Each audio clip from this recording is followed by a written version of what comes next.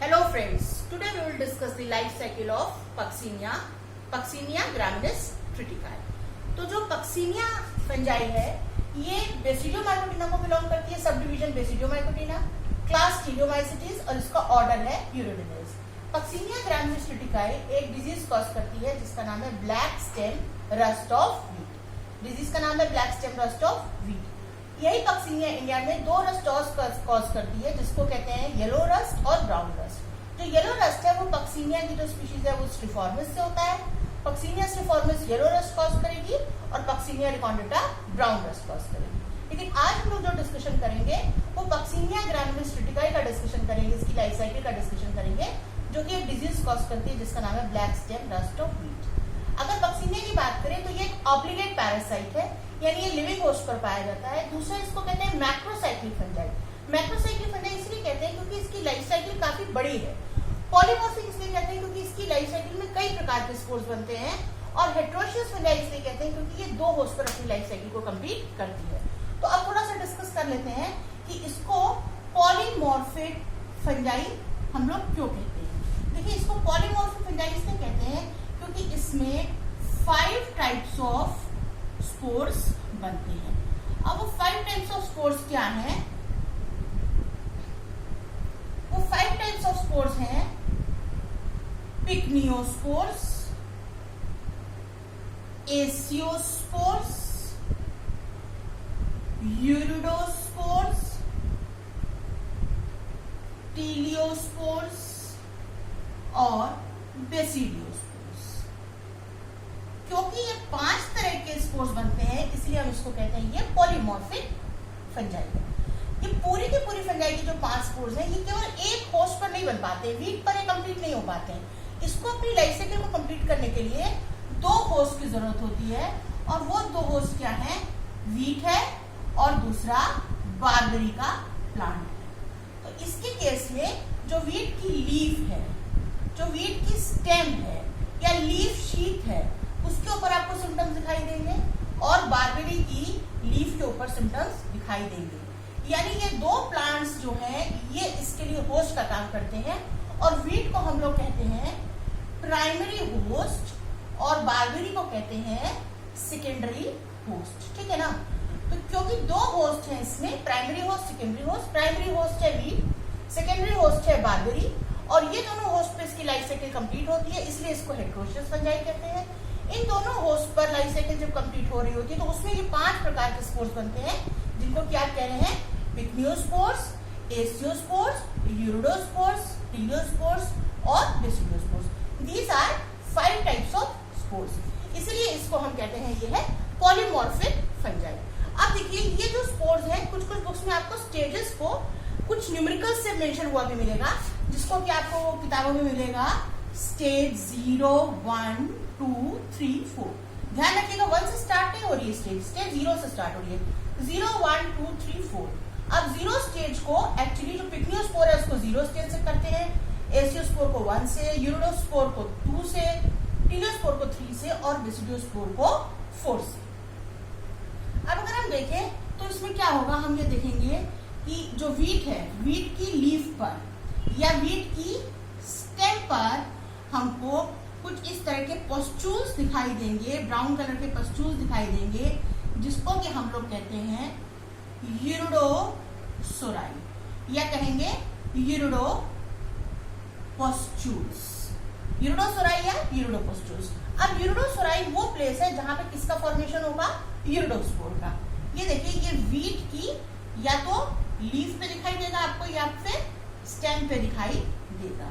इसी तरह से आपको लेटर स्टेज में क्या होगा? एंड सीजन में इसी वीट की स्टेम पर टीलियोटोसोराई का फॉर्मेशन दिखाई देगा जिसको आप टीलियोटोपस्टूल्स भी कह सकते हैं. अब जैसे कि नाम से समझ में आ रहा है कि यूरिडोसोराई के अंदर क्या बनेंगे? यूरिडोस्पोर्स और टीलियोटोसोराई के अंदर टीलियोटोस्पोर्स बनेंगे. अगर हम यहाँ से एक सेक्शन काटें या यहाँ से एक सेक्शन काटें तो हमको कैसा स्ट्रक्चर दिखाई देगा? देखिए, ये एपिडर्मिस है, ये हमने रप्चर्ड बनाई है. अगर आप ध्यान दीजिए तो ये एपिडर्मिस कंप्लीट नहीं है, ये रप्चर्ड है. ये रप्चर्ड इसलिए है क्योंकि इनिशियली ये कंप्लीट होगी, है ना, ये फटे हुए यहाँ से नहीं होगी.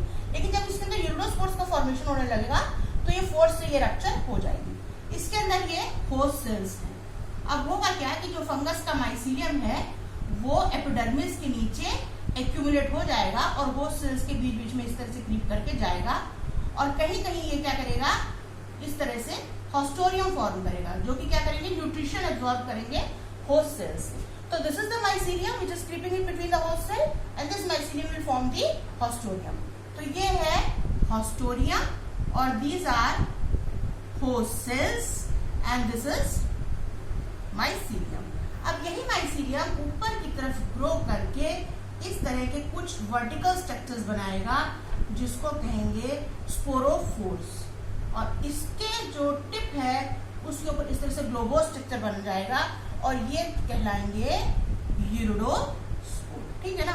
तो ये आपको जो स्ट्रक्चर मिलेगा कहाँ से मिलेगा, जब हम यहाँ से जहाँ पे यूरिडोसोराई या यूरिडोपोस्ट्यूल बन रहा है यहाँ से अगर हम सेक्शन काटते हैं तो हमको इस तरह से स्ट्रक्चर दिखाई देगा। ये यूरिडोस्पोर का फॉर्मेशन यहाँ पे होगा। जैसा कि मैंने आपको बताया कि इनिशियली ये कंप्लीट होगी एपिडर्मिस, लेकिन बाद में रप्चर हो जाएगी और इस तरह से यूरिडोस्पोर बाहर आ जाएगी। अगर एक यूरिडोस्पोर का इलैबोरेट स्ट्रक्चर हम देखें तो यूरिडोस्पोर एक स्टॉक स्ट्रक्चर है, ये डबल वॉल्ड लेयर है। इसकी बाहर की जो ये लेयर है जिसको कि आप एक्जीन भी कहते हैं, ये थोड़ा सा ऑर्नामेंटेड है और अंदर की लेयर को कहते हैं इंटीन। इसके अंदर दो न्यूक्लियाई हैं ऑपोजिट स्ट्रेन के, एक पॉजिटिव स्ट्रेन का है और एक ये नेगेटिव स्ट्रेन का है। अब होगा क्या कि इसी तरह से यूरिडोस्पोर बनते रहेंगे और दूसरे प्लांट्स में भी, जैसे ये एक प्लांट की लीफ और स्टेम आप देख रहे हैं तो इसके ऊपर यूरिडोस्पोर फॉर्मेशन हुआ। अब ये यूरिडोस्पोर बनेंगे और एयर की सहायता से यहाँ से कट होकर के दूसरे प्लांट पर फिर जाएंगे और फिर इन्फेक्शन कॉज करेंगे। तो ये यूरिडोस्पोर बार बार क्योंकि इन्फेक्शन कॉज करते हैं, इसीलिए यूरिडोस्पोर को रिपीटेटिंग स्पोर भी कहते हैं ना। तो ये रिपीट करते हैं इन्फेक्शन को, इसलिए इसको रिपीटेटिंग स्पोर भी कहते हैं। अब आप ये इसका स्ट्रक्चर देख रहे हैं कि यूरिडोस्पोर में ये तो पॉजिटिव और ये नेगेटिव न्यूक्लियाई हैं। अभी देखिए ये कैसे है, यहाँ पे एक चीज बात ध्यान देने की और है, उसको यही समझ लेते हैं। जैसे कि हम लोगों ने देखा कि इसमें बेसिडियोस्पोर बनते हैं, तो होता क्या है कि जब बेसिडियोस्पोर जर्मिनेट करता है तो ये जर्मिनेट करके माइसीलियम बनाएगा। एक दूसरा बेसिडियोस्पोर है वो भी जर्मिनेट करके माइसीलियम बनाएगा। यदि ये पॉजिटिव स्ट्रेन का माइसीलियम है और ये नेगेटिव स्ट्रेन का है, क्योंकि ये बेसिडियोस्पोर पॉजिटिव स्ट्रेन से बना है, ये बेसिडियोस्पोर नेगेटिव स्ट्रेन से बना है, तो ये दोनों माइसीलियम जब एक जगह जा करके, अगर मान लीजिए इस तरह से ये एक जर्मिनेटिंग बेसिडियोस्पोर आपने बनाया पॉजिटिव स्ट्रेन का और ये नेगेटिव स्ट्रेन का, तो ये जाकर जहां पे मीटअप हो जाएंगे वहां पे क्या होगा, ये डाइकैरियोटिक माइसीलियम बनना शुरू हो जाएगा।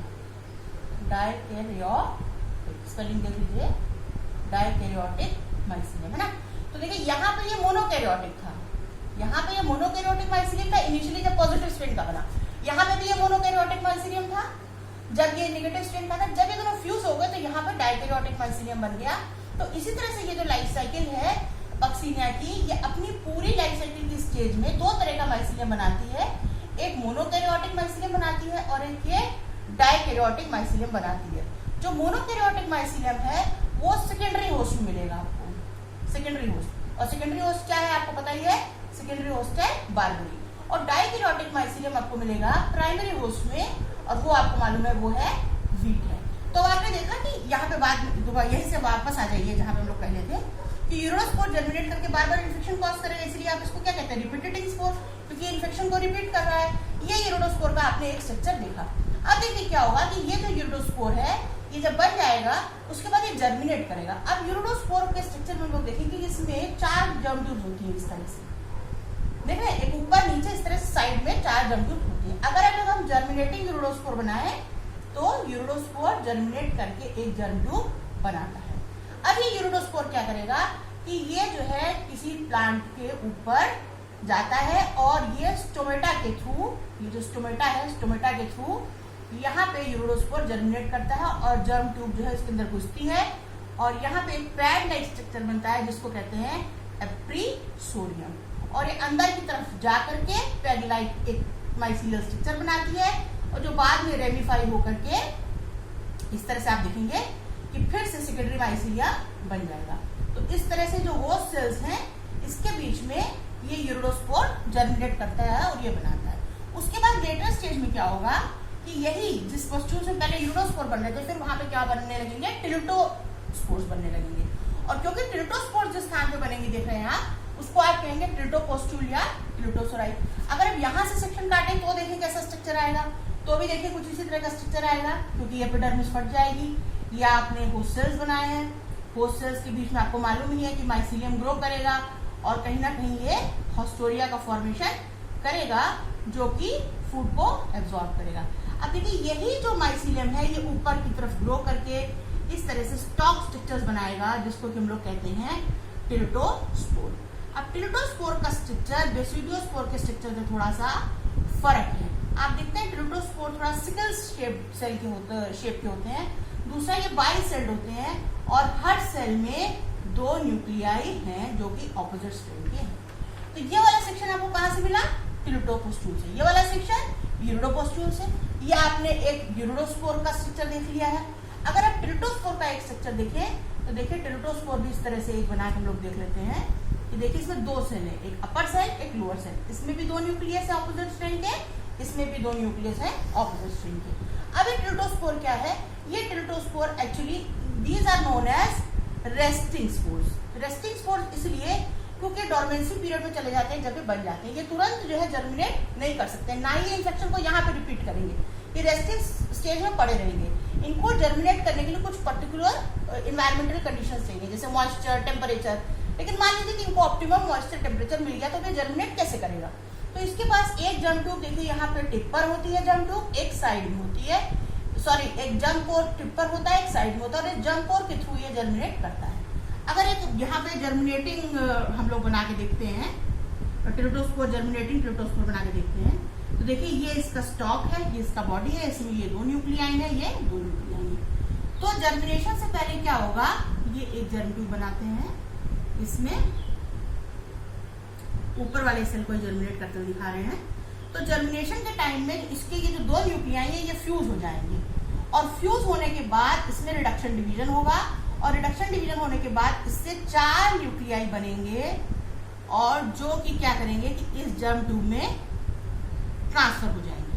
तो देखिए ये न्यूक्लियस है, ये डिवाइड करेगा, और इसके बाद ये देखिए इस तरह से इससे 4 न्यूक्लियस बनेंगे, जर्म ट्यूब में चले जाएंगे, इस तरह से सेप्टा फॉर्मेशन हो जाएगा और 4 न्यूक्लियाई अरेंज हो जाएंगे। क्योंकि एक पॉजिटिव और नेगेटिव था यहाँ पे, ये एक पॉजिटिव न्यूक्लियस था, एक नेगेटिव न्यूक्लियस था, तो ये जो 4 न्यूक्लियाई बनेंगे इसमें 2 पॉजिटिव स्ट्रेन के होंगे और 2 नेगेटिव स्ट्रेन के होंगे। इसके बाद की स्टेज में क्या होगा कि ये जो जर्म ट्यूब है इसको हम लोग अब जर्म ट्यूब ना कह करके इसके लिए जो प्रॉपर टर्म है दैट इज नोन एज प्रोमाइसीलियम या बेसिडियम, ठीक है ना? क्योंकि ये जर्म कोर था, यहाँ से जर्म ट्यूब जैसा स्ट्रक्चर निकला तो हम लोग इसको जर्म ट्यूब जैसा स्ट्रक्चर बोल सकते हैं, लेकिन इसका जो टेक्निकल टर्म है वो क्या है? दिस इज प्रोमाइसीलियम और बेसिडियम। अब बेसिडियम में क्या होगा? छोटे छोटे इस तरह से स्ट्रक्चर्स बनेंगे जिसको कहते हैं स्टेरिगमेटा, और स्टेरिगमेटा के ऊपर छोटे छोटे इस तरह से 4 बेसिडियोस्पोर का फॉर्मेशन होगा, जिसमें कि 2 बेसिडियोस्पोर पॉजिटिव स्ट्रेन के और 2 नेगेटिव स्ट्रेन के होंगे। यानी ये जो न्यूक्लियाई जो पॉजिटिव नेगेटिव का था ये जर्मिनेशन से पहले फ्यूज हो गया, डिप्लॉयड हो गया, इसके अंदर रिडक्शन डिवीजन हुआ, और रिडक्शन डिवीजन होने के बाद 4 न्यूक्लियस बने जिसमें 2 पॉजिटिव स्ट्रेन के थे और 2 नेगेटिव स्ट्रेन के थे। बाद में ये इसके ऊपर ये स्टेरिगमेटा, जो छोटा सा स्ट्रक्चर आप देख रहे हैं, इट इज नोन एज स्टेरिगमेटा, और इसके ऊपर ये जो फॉर्मेशन हुआ है दीज आर 4 बेसिडियोस्पोर्स। तो अब आपने देख लिया कि कैसे 3 तरह के स्पोर्स हमने देख लिए। एक यूरिडोस्पोर जिसको रिपीटेटिंग स्पोर कहते हैं, जो इन्फेक्शन को बार बार ले जाता है। दूसरा ये है टिल्टोस्पोर, जिसको कि आपने कहा कि ये क्या है? रेस्टिंग स्पोर है। और टिल्टोस्पोर के जर्मिनेशन से ही बेसिडियम का फॉर्मेशन हुआ, और बेसिडियम के ऊपर 4 बेसिडियोस्पोर्स बने। अब देखिए इस बेसिडियोस्पोर का क्या फंक्शन है। अब ये बेसिडियोस्पोर लीफ, इसको वीट की लीफ पर इन्फेक्शन नहीं कॉज करेगा, ये बेसिडियोस्पोर इन्फेक्शन कॉज करेगा बारबेरी की लीफ पे, बारबेरी की लीफ पे। अब देखिए वो बात यहाँ पे कंप्लीट हो जाती है जो हम लोगों ने यहाँ डिस्कस करी थी कि 2 होस्ट चाहिए, एक वीट चाहिए और दूसरा बारबेरी चाहिए। तो अभी तक की जो लाइफ साइकिल की फेजेस हम लोगों ने देखी वो कहाँ पे चल रही थी? वीट पे चल रही थी। अब ये जो बेसिडियोस्पोर है इसको बारबेरी की लीफ पर जाना है, तो ये बेसिडियोस्पोर डायरेक्टली एपिडर्मिस के थ्रू जर्मिनेट करेगा बारबेरी की लीफ की अपर सरफेस पर। कहाँ पे जर्मिनेट करेगा? अपर सरफेस पर, और एक स्ट्रक्चर फॉर्म करेगा जिसको कहेंगे पिक्निडियम या कहेंगे स्पर्मेटियम। गोनियम, पिक्निडियम या स्पर्मेगोनियम। अब देखिए ये अगर आपने इस तरह से एक स्ट्रक्चर बना लिया, ये तो ये एक फ्लास्क शेप स्ट्रक्चर होता है। जो पिक्निडियम है ये देखिए, ये पिक्निडियम है, ये एक फ्लास्क शेप स्ट्रक्चर है, फ्लास्क शेप स्ट्रक्चर है। इस पिक्निडियम में क्या होगा कि नीचे की तरफ छोटे छोटे इस तरह से स्ट्रक्चर्स बनेंगे, जिसको कि हम कहेंगे स्पर्मेशियोफोर्स। क्या कहेंगे? स्पर्मेशियोफोर्स या पिक्नियोफोर्स। और इसके ऊपर फॉर्मेशन होगा पिक्निडियोस्पोर का या स्पर्मेशिया का, दोनों टर्म्स आपको मिलेंगे। पिक्नियोस्पोर टर्म भी मिलेगा आपको और दूसरा आपको टर्म मिलेगा स्पर्मेशिया, ठीक है ना। तो देखिए अब पिक्नियोस्पोर का फॉर्मेशन भी होगा इसकी लाइफ साइकिल में, लेकिन ये जो पिक्निडियम है इसका काम सिर्फ पिक्नियोस्पोर और स्पर्मेशिया बनाने का नहीं है। नीचे से कुछ इस तरह से लंबी लंबी हाइफी भी इसमें बाहर की तरफ आ जाती हैं, ओस्टियोल से बाहर की तरफ, जिसको कि हम कहते हैं, यहाँ लिख देते हैं, रिसेप्टिव हाइफी, या इसका दूसरा नाम आपको बुक्स में मिलेगा फ्लेक्सस हाइफी, ठीक है ना। तो रिसेप्टिव हाइफी या फ्लेक्सस हाइफी भी बनेगा बेस से। और ये जो इसका ओस्टियोल है, जहां से इसकी ओपनिंग है, यहाँ पे भी आपको कुछ इस तरह से हेयर लाइक स्ट्रक्चर दिखाई देंगे, जिसको कि पेरिफाइसिस कहते हैं। तो कुल मिलाकर ये हुआ कि बारबेरी लीफ पर जब ये बेसिडियोस्पोराई इन्होंने जर्मिनेट किया इसके अपर एपिडर्मिस पर, और एक स्ट्रक्चर बनाया जिसको कहते हैं पिक्निडियम। पिक्निडियम एक फ्लास्क शेप स्ट्रक्चर है। पिक्निडियम देखिए अगर बना लीजिए तो इस तरह का एक स्ट्रक्चर होता है। ये इसका ओस्टियोल है। ओस्टियोल के पास यहाँ पे छोटे छोटे आपको पेरिफाइसिस दिखाई देंगे, बेस से फ्लेक्सस हाइफी निकलेंगे, और बहुत सारे अंदर पिक्नियोस्पोर या स्पर्मेशिया बन रहे हैं। और स्पर्मेशिया जब बहुत ज्यादा मात्रा में बन जाएंगे तो उसकी ओस्टियोल के बाहर आ जाएंगे। अब जब ये पिक्नियोस्पोर यहाँ बनेंगे तो इसी के नीचे क्या होगा कि देखिए यही पिक्नियोस्पोर जब ओस्टियोल से बाहर आ जाएंगे तो इंसेक्ट जब इसको विजिट करेगा इस प्लांट को, तो इंसेक्ट की लेग से क्या होगा, ये पिक्नियोस्पोर इंसेक्ट की लेग पर लग जाएंगे। और अब इस इंसेक्ट के माध्यम से ये पिक्नियोस्पोर अगर किसी दूसरे प्लांट की लीफ पर जाते हैं, जहां का कि जो स्पर्मेशिया है उसके अंदर जो बनने वाला फ्लेक्सस हाइफी है वो उसके ऑपोजिट स्ट्रेन का हुआ, तभी फर्टिलाइजेशन होगा। ये पिक्नियोस्पोर यहीं से जाकर के इस फ्लेक्सस हाइफी को फर्टिलाइज नहीं करेंगे। ये पिक्नियोस्पोर जो आप देख रहे हैं ये एक तरह से मेल सेल जैसे बिहेव करेंगे, और ये जो फ्लेक्सस हाइफी है इसको आप एक तरह से ये मान सकते हैं कि एक तरह से फीमेल स्ट्रक्चर जैसे बिहेव करेगा और इसको फर्टिलाइज कर देंगे। लेकिन ये फर्टिलाइजेशन तभी होगा जब पिक्नियोस्पोर का जो स्ट्रेन है और जो फ्लेक्सस हाइफी का स्ट्रेन है वो डिफरेंट हो। लेकिन मान लेते हैं अब दूसरे केस में कि ऐसा हो ही गया, ये आपने अपर सरफेस बना ली है, ठीक है, और ये आपने पिक्निडियम बनाया है। ऐसा हो गया कि यहाँ का जो फ्लेक्सस हाइफी है वो एक पिक्नियोस्पोर से फर्टिलाइज हो गया, क्योंकि वो पॉजिटिव स्ट्रेन का था और ये फ्लेक्सस हाइफी नेगेटिव स्ट्रेन का था।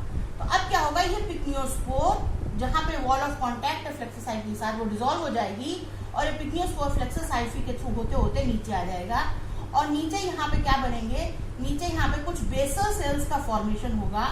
यहाँ पे नीचे कुछ बेसल सेल्स का फॉर्मेशन होगा जो प्रो एसिडियम फॉर्म करेंगे। जैसे कि नाम से पता चल रहा है, प्रो एसिडियम मतलब एसिडियम से बनने से पहले वाली स्टेज। और प्रो एसिडियम के बाद यहाँ पे बनेगा एसिडियम। क्या बनेगा? एसिडियम। ये जो एसिडियम है ये देख रहे हैं आप, ये लोअर सरफेस पर बनेगा, यानी कि बारबेरी की अपर लीफ पे बनेगा पिक्निडियम और बारबेरी की लोअर एपिडर्मिस पर बनेगा एसिडियम।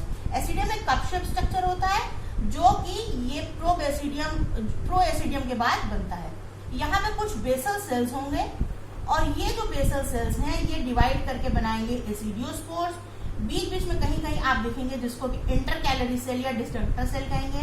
एसिडियोस्पोर, डिस्जंक्टर सेल, एसिडियोस्पोर, डिस्जंक्टर सेल। अब इस तरह से क्या होगा कि जो ये एसिडियोस्पोर है इसके अंदर देखिए दो न्यूक्लियस आ जाएंगे, दो न्यूक्लियस। क्यों? क्योंकि यहाँ पे आपने देखा कि जो फ्लेक्सस हाइफी था इसके थ्रू ये पिक्नियोस्पोर आया और यहाँ पर दो बेसिडियम बन गए। अब ये जो एसिडियोस्पोर आपने बनाए हैं ये एसिडियोस्पोर, ये देखिए 5वें तरह के स्पोर बन गए है ना। और जो बीच में ये दो एसिडियोस्पोर को जोड़ने वाली जो डिस्क है जिसको कह रहे हैं आप इंटरकैलरी सेल या डिस्जंक्टर सेल, इसका काम कुछ भी फर्टिलाइजेशन में नहीं है। ये काम सिर्फ इसका ये है कि एसिडियोस्पोर को बाद में सेपरेट करने का काम करता है। तो जब ये एसिडियोस्पोर्स यहाँ से अलग हो जाएंगे, सेपरेट हो जाएंगे, तो ये एसिडियोस्पोर जाके जर्मिनेट करेंगे फिर से कहाँ, वीट की लीफ पर, और ये यूरोडोसोराई का फॉर्मेशन करेंगे। क्योंकि एसिडियोस्पोर में देख लीजिए आप दो न्यूक्लियाई है ना, दो न्यूक्लियाई है ऑपोजिट स्ट्रैंड के, एक पॉजिटिव और नेगेटिव, तो फिर से ये डाइकैरियोटिक फेज बन जाएगी। तो आपकी वो दोनों बातें यहाँ कंप्लीट होती है। देखिए यहाँ पे डाइकैरियोटिक फेज थी, ये डाइकैरियोटिक फेज फिर यहाँ चली गई, डाइकैरियोटिक ही बनी रही। टिल्टोस्पोर में डाइकैरियोटिक बनी रही, लेकिन जब टिल्टोस्पोर का यहाँ पे जर्मिनेशन हुआ और प्रोमाइसिलियम और बेसिडियम बना, तो बेसिडियम फिर मोनोकैरियोटिक हो गया, और उसके बाद देखिए ये जर्मिनेट करके इस तरह से पिक्निडियम बना। तो इसमें 5 तरह के देखिए स्पोर्स बनेंगे, पिक्नियोस्पोर, एसिडियोस्पोर, यूरोडोस्पोर, टिल्टोस्पोर और बेसिडियोस्पोर। इनको स्टेजेस के माध्यम से भी रिप्रेजेंट किया गया है, 0, 1, 2, 3, 4, जिसको कि पिक्निडियोस्पोर, एसियोस्पोर, यूरोडो, टिल्टो और बेसिडियो स्टेजेस में भी लिख सकते हैं। ये 5 तरह के स्पोर्स कैसे बनेंगे? सबसे पहले यूरोडोस्पोर बनेंगे, जिसको आप देख रहे हैं ये 1 सेल्ड है, इसमें एक्सिन एंटीन है।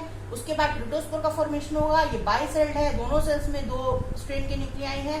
उसके बाद ये टिल्टोस्पोर का जर्मिनेशन होगा, ये जर्मिनेट करके एक स्ट्रक्चर बनाएगा जिसको कहते हैं प्रोमाइसिलियम, और प्रोमाइसिलियम बाद में सेगमेंटेड हो जाएगा और स्टेरिगमेटा के ऊपर एक स्ट्रक्चर बनाएगा जिसको कहते हैं बेसिडियोस्पोर। ये बेसिडियोस्पोर जर्मिनेट करेगा, लेकिन ये जर्मिनेट करेगा बारबेरी की लीफ पे, अपर सरफेस पर।